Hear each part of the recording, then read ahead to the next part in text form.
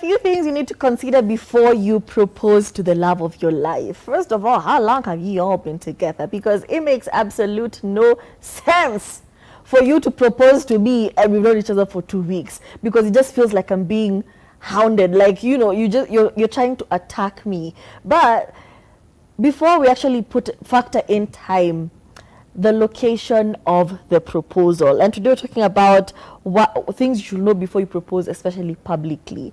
And the thing I've realized, when you're proposing to someone in a public space, whether it was at a restaurant and you put it in their ice cream and thank God they did not swallow it because they're not greedy, or you put it in their bread, the things, you know, the cute things, you always want to do something memorable, something that has not been done before. Whether it was a chariot of horses that pulled up when you were, you know, taking a stroll at the park. But what are the things you should consider before you do all of this?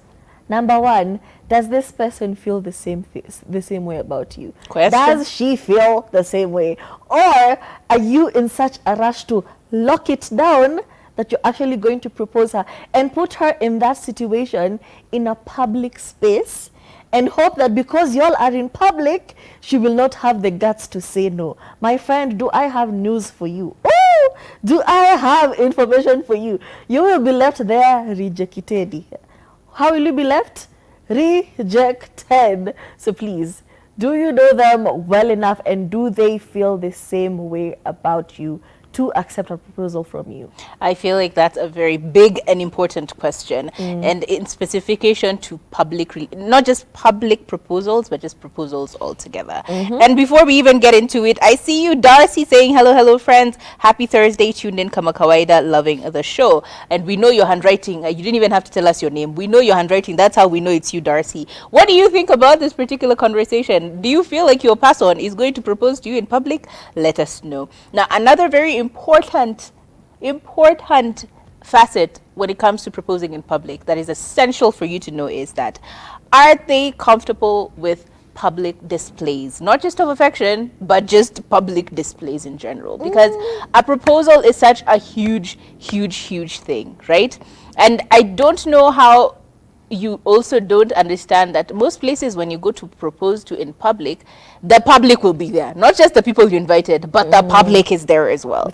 Like, we are all there ready to take what's popping, what's going on over there, you and your camera crews, you and everyone else. Like, I feel like everyone is involved in your story. Everyone wants to see, by the way, will she say yes?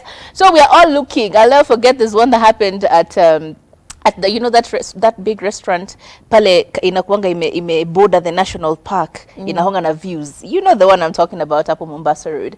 And there was this girl who was getting proposed to, and for like a split second, as we're looking and trying to see, is she where's the girl? First of all, like, where's the girl? Where is she? We expected that she'll be jumping out at some point from somewhere, only for us to realize that the person who we thought was part of the crew is actually the person who's actually getting proposed to. So I felt secondhand embarrassment, because she's the one telling camera penye wana angle, she's the one doing all of these things. Like, they're there with her man, both of them are obviously doing it, but still, for me, it felt very not too special. So obviously I judged the situation, and this is what you kind of get when you do a public proposal. People will judge. We're gonna judge, like, why didn't she do a surprise, like all this display, and she's the one, she's been part of it from end to end. Like, we will judge. So try and make sure that she's actually comfortable, or he is actually comfortable with a public display, and just so you don't embarrass them or make them feel like weird, and just start off your, you know, engagement in a weird in a weird step. Exactly.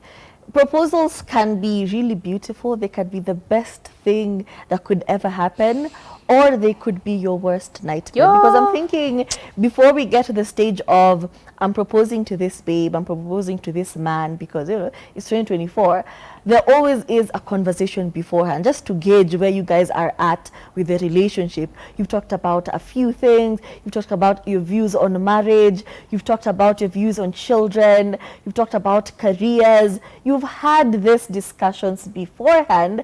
And I'm thinking, before you propose to somebody, you have gauged how ready they are to get into marriage with you or to accept a proposal. So do you know if they're ready or not? Because trust me, I could love you from here to Timbuktu, but I am genuinely not ready for marriage. I'm still children, mimi bado mchanga. So those should be the things you're looking out for. They could be really in love with you. They could really love you from here till wherever. But are they ready for marriage? Have they fixed up their finances? Are they where they want with their education? Because why are you proposing to me and I'm still like pursuing my degree? I'm still pursuing my master's. I'm trying to, you know, get this milestones set down before I actually get into marriage. It feels sometimes like an ambush, like I'm trying to lock you down as you do whatever you're doing. But let's not forget, like, marriage comes with a whole lot of responsibilities. So this person is working hard. She's on one road, just very hardworking, trying to figure out things for her life. And then here you are, will you be my wife?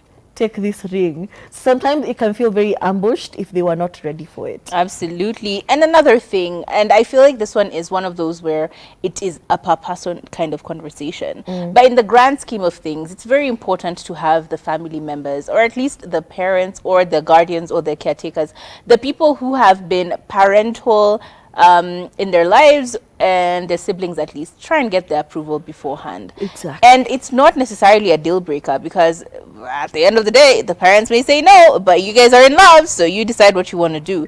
But I think it's still very important for you to at least have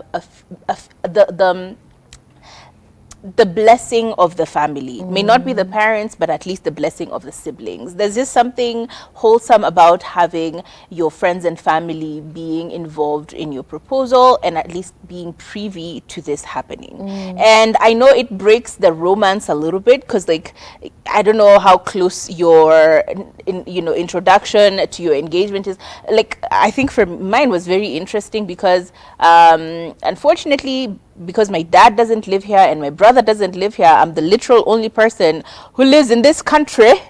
It had to be a situation where you take advantage of the time which the person is here. So my dad was conveniently here, and therefore my now husband had to ask my dad during a quick introduction ceremony before he proceeded to do all these other things. But for people who are still around, it's still important for you to talk to them and then make it a surprise. Like, your girlfriend doesn't have to be there. You can surprise them with this proposal, but then still it's important for you to at least let them know something is happening. And maybe not just their parents, your parents as well. Like, do they know that they're going to have an in-law coming in soon? Are they prepared for this? Like, what's the situation? Please don't go blindly and assuming that because you two are in love, everyone is going to be kumbaya about it. It doesn't always work out that way. It really doesn't. So preemptively talk to the family, talk to the siblings. My brother wasn't there for the first introduction, but he was there for my engagement. So you also see how that works out. It's like someone is always still involved. A family member is always still involved in the whole process. So try and get that in together. And if we have not convinced you, go and watch Risatisa and realize the importance of having family around you. More specifically, the real family. Get to know the real family. Don't get yourself into a situation where after you all are engaged, you're headed to marriage, is when you realize, hey, kumbe relatives wa huku ni very interesting like this.